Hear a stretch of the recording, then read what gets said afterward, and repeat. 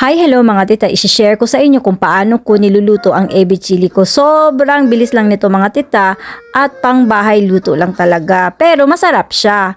So, ang mga recados natin mga tita is shrimp, binalatan at nilinis ko na. Tapos may harina tayo, may tinadtad tayo na luya at bawang. Tapos magkakaroon din tayo, gagamit din tayo ng leeks mga tita, yung sibuyas ba. Yan yung leeks mga tita ha. Yan yung hinihiwa ko, minamaliit ko siyang paghiwa ba. Tapos gagamitin tayo ng oil mga tita, sweet chili sauce, tapos ketchup, at saka yung mensuyu or yung Japanese soy sauce mga tita. Ang ibang ano nito mga tita, yung ingredients nito, isusulat ko sa huli ha. Ang una mong gagawin mga titas, ididip mo yung pasayan mo, yung ebi mo, yung shrimp mo sa harina. By the way, kalimitan hindi ito ang ginagawa mga tita kasi yung cornstarch ginagamit nila, nilalagyan nila ng tubig para magiging sticky yung sauce ba. Pero yung akin, nilalagay ko sa shrimp mga tita tapos ipiprito ko siya sa mantika na onting-onti lang talaga.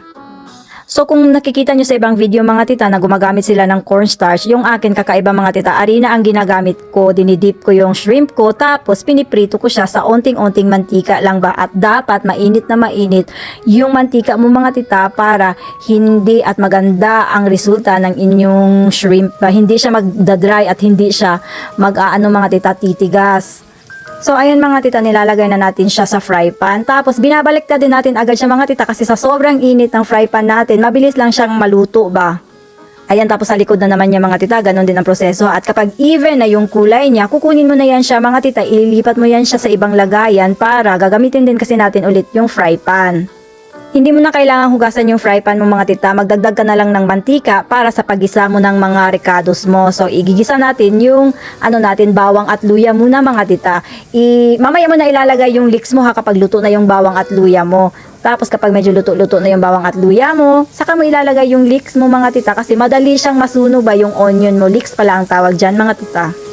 So kapag naluto mo na yung sibuyas mo mga tita, wag mong masyadong tagalan ha kasi masusunog siya talaga. Kapag naluto na mga tita, ilagay mo na yung ibang recados mo, yung sweet chili mo. Tapos maglagay ka ng ketchup, maglagay ka ng mensuyu, yung Japanese soy sauce mo mga tita. At magdagdag ka na rin ng tubig ha. So ganito ang proseso.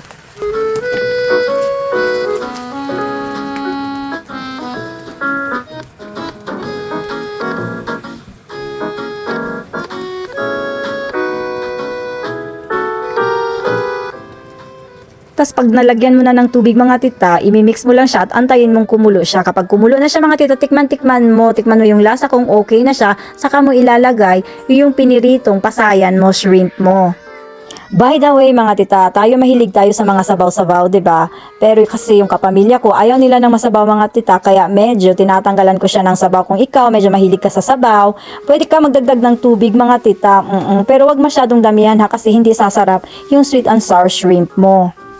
So, 'di ba, nailagay na natin yung shrimp natin mga tita. 1 minute after mo mailagay, luto na yan siya mga tita kasi naiprito mo na yung pasayan mo, 'di ba, yung shrimp mo, 'di ba? So, kung makikita mo mga tita, medyo sticky siya kasi nga ayaw ng pamilya ko na masabaw-sabaw ba.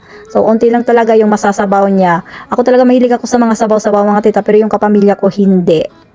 So, syempre, gandahan natin yung presentation natin at charan, luto na siya. O, diba? Ang ganda-ganda at ang sarap niyan mga tita. So, thank you for watching my video mga tita.